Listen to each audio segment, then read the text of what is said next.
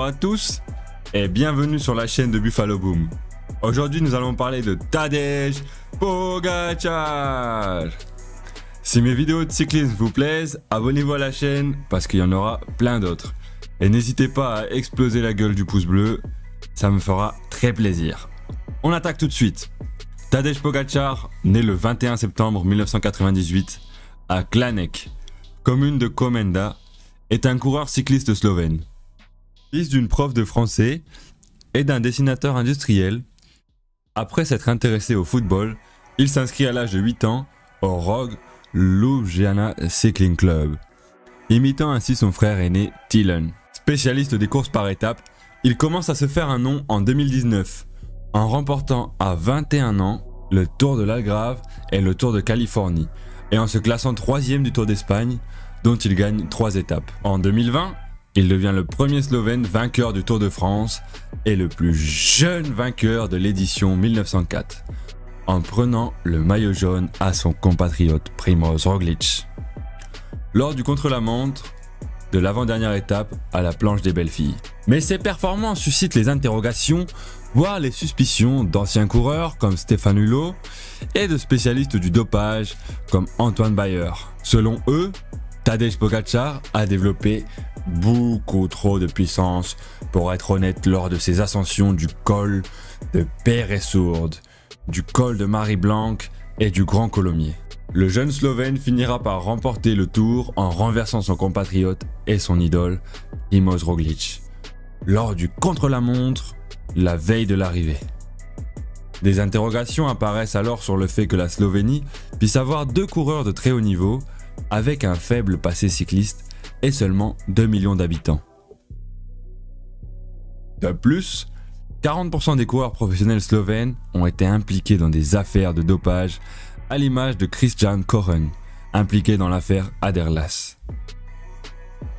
En 2021, il aborde le Tour de France comme l'un des favoris avec Primož Roglič, Egan Bernal, Thibaut Pinot, Tom Dumoulin et Nairo Quintana. Il perd 1 minute et 21 secondes sur la 7e étape, piégé par une bordure menée par l'équipe Ineos Grenadier.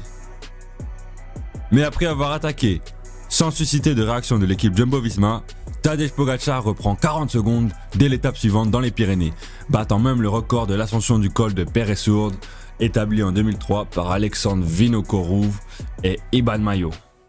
La veille de ses 22 ans, il remporte le Tour, cumulant le maillot blanc, le maillot à pois et le maillot jaune. Une première depuis la création du maillot blanc en 1975. Il est le 2e plus jeune vainqueur du Tour après Henri Cornet qui avait gagné l'édition 1904 à 19 ans. Il devient aussi le premier Slovène à gagner l'épreuve et à obtenir un maillot distinctif sur celle-ci, et le 2e coureur à la remporter dès sa première participation. Performance qui n'avait plus été réalisée depuis Laurent Fignon lors de l'édition 1983.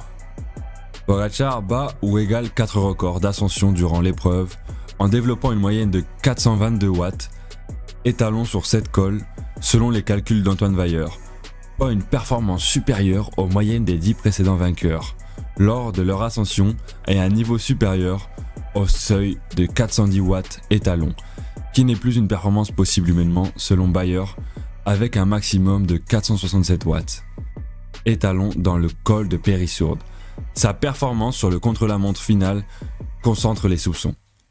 Tom Dumoulin, devancé de 1 minute et 21 secondes par Tadej Pogačar sur cette étape, indique que ses données sur le contre-la-montre étaient similaires à celles de son titre de champion du monde de la discipline, ce qui amène Frédéric Grapp, directeur de la performance de l'équipe de Groupama FDJ, à qualifier d'extraordinaire la performance de Tadej Pogačar. Cyril Guimard souligne quant à lui que sa progression tout au long du contre-la-montre est linéaire, qu'il a été galvanisé par l'enjeu et a pu économiser de l'énergie tout au long du tour par rapport à ses concurrents de l'équipe Jumbo-Visma en ne courant jamais en tête du peloton. D'après Joxan Fernandez-Maxtin, manager de Tadej Pogačar, celui-ci a terminé le contre-la-montre 55 secondes plus lentement que ce que le Tour avait estimé avec des paramètres normaux. Tadej Pogačar s'est imposé en 2 ans comme étant parmi l'un des meilleurs coureurs du monde, si ce n'est le meilleur. Capable de remporter des étapes de montagne comme des contre-la-montre, il a également une bonne pointe de vitesse lui permettant de remporter des sprints. Malgré son jeune âge, Pogačar dégage une grande sérénité, ne s'énerve quasiment jamais, fait preuve d'une grande aisance et d'une bonne technique. Il impressionne par sa régularité et sa capacité à être au très haut niveau toute l'année.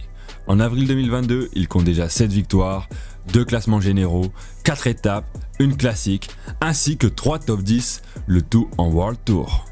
Selon son entraîneur Ineos San Milan, Tadej Pogačar présente des paramètres psychologiques absolument incroyables, ajoutés à des qualités mentales qui rappellent celles d'Indurain. Et voilà, c'est déjà la fin de cette vidéo. Éclatez le pouce bleu, abonnez-vous, vous pouvez suivre une autre vidéo de cyclisme.